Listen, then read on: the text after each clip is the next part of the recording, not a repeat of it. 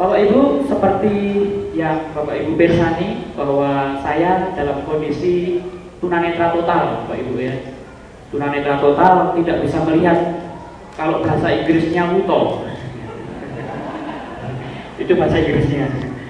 Jadi presentasi saya pada hari ini saya beri judul menembus keterbatasan.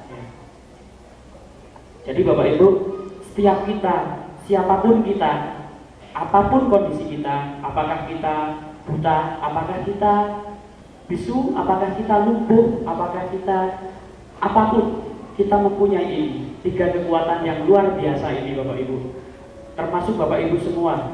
Kekuatan yang pertama adalah kekuatan untuk memilih, ya, kekuatan untuk memilih. Jadi Bapak Ibu memilih SD Birul sebagai tempat untuk menyekolahkan putra-putri Bapak Ibu, itu adalah pilihan terbaik, ya. Tapi akan lebih baik lagi kalau ditambah 3 tahun lagi Bapak Ibu ya. Jadi gitu. Jadi memilih, ya. Yang pertama adalah memilih bergaul, memilih teman, memilih buku yang dibaca, itu salah satu kunci untuk menembus keterbatasan. Yang kedua adalah memutuskan sesuatu. Kesuksesan kita itu Bapak Ibu tidak digantungkan dari kondisi kita. Bagaimanapun kita, saya dengan kondisi seperti ini, alhamdulillah saya bisa tampil di sini. Ya. Baik Bapak Ibu, menurut saya kecacatan itu hanyalah sebuah perbedaan saya, hanyalah sebuah perbedaan saja. Alhamdulillah oleh Allah saya diberi kenikmatan tidak bisa melihat. Ya. Tetapi menurut saya dan ajarannya bahwa perbedaan itu adalah rahmat Bapak Ibu, rahmat yang Allah, perbedaan yang Allah berikan gitu ya. Dan perbedaan itu indah. Ya. Kalau misalnya semua orang ini di dunia ini terlahir dalam keadaan buta semua, tidak bisa melihat semua, lantas hanya ada 1 atau 2 orang saja di dunia ini yang bisa melihat, lantas kira-kira siapa Bapak Ibu yang akan dianggap cacat gitu ya? Yang melihat mungkin malah dianggap cacat Bapak Ibu ya, gitu ya. Jadi sayangnya paradigma pada masyarakat kita ini adalah paradigma mayoritas. Jadi yang minoritas ini dianggap tidak normal, yang minoritas itu dianggap tidak waras, yang minoritas ini dianggap tidak wajar begitu. Ya. Paradigma yang sangat baik menurut saya adalah paradigma keberagaman, ya, yaitu paradigma yang bisa saling melengkapi Bapak Ibu ya. Kita ada ini untuk saling melengkapi, ya. Keyboard yang saya mainkan itu kalau notnya hanya do saja, itu kalau dimainkan gak akan bagus suaranya Bapak Ibu ya. Kalau misalnya saya nyanyi Ibu kita Kartini Putri Sejati, gitu kan gak bagus ya Bapak Ibu ya. Tapi kalau notnya itu bervariasi dan berbeda-beda, itu akan lebih bagus lagi gitu. Sang surya mekar bersemi, ya, itu kan bagus sekali notnya Bapak Ibu ya. Tepuk tangan Bapak Ibu.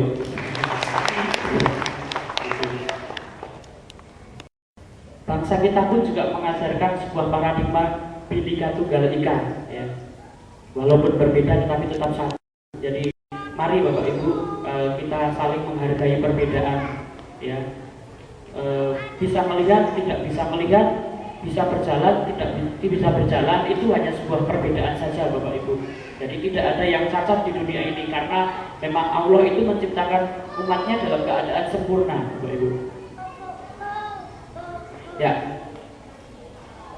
saya ketika kecil Bapak Ibu, sebelum saya bisa tampil di tempat yang berbahagia ini, sebelum saya bisa tampil di berbagai tempat seperti Kick Andy dan sebagainya, saya juga pernah dihina Bapak Ibu.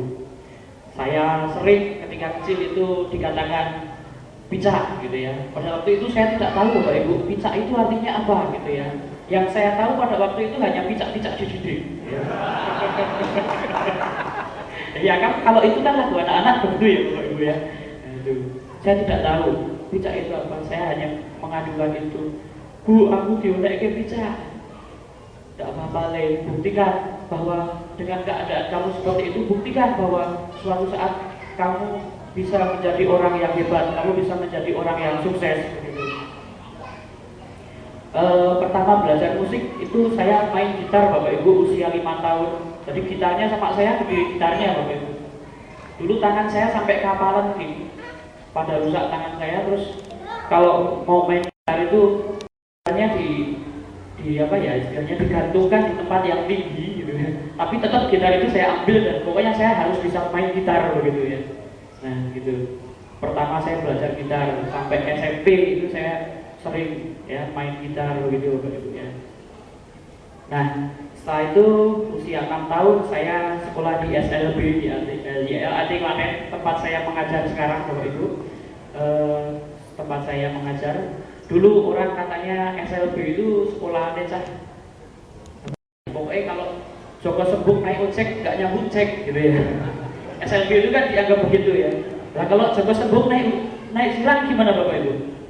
Mati, serius banget nih Bapak Ibu nih. Ya, nah gitu.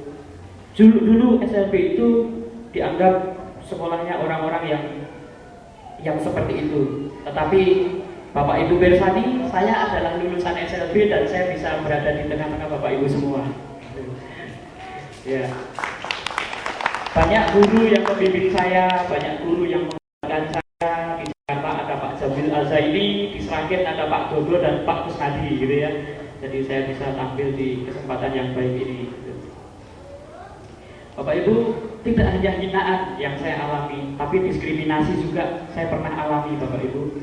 Ketika lulus SMP saya ingin saya ingin melanjutkan di sekolah menengah musik pada waktu itu. Tapi karena saya tunanetra, saya ditolak gitu ya. Saya tidak terima karena saya tunanetra gitu ya. Saya ditolak. Ada aturan yang menyebutkan yang sekolah di sini hanya anak-anak yang sehat jasmani dan rohani gitu. Jadi saya seperti ini dianggap tidak sehat Bapak Ibu. Tapi beberapa tahun kemudian saya buktikan, saya ketemu guru-guru di sana, saya tunjukkan bahwa saya bisa menggunakan komputer untuk membuat komposisi.